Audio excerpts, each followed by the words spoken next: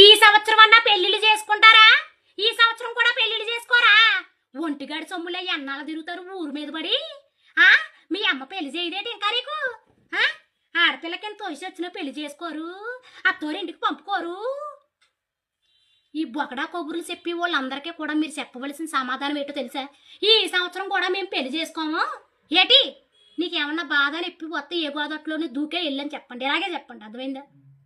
పెళ్ళి అనేది మనకు నచ్చి ఏంటి మనల్ని అర్థం చేసుకునే పార్ట్నర్ దొరికినప్పుడు హ్యాపీగా చేసుకోండి పెళ్ళి, ఓకేనా?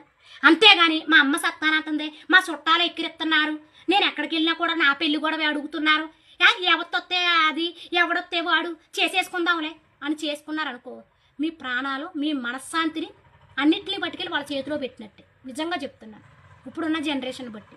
ఓకే, మీకు కరెక్ట్ అయిన పార్ట్నర్, మిమ్మల్ని మనస్ఫూర్తిగా అర్థం చేసుకున్న పార్ట్నర్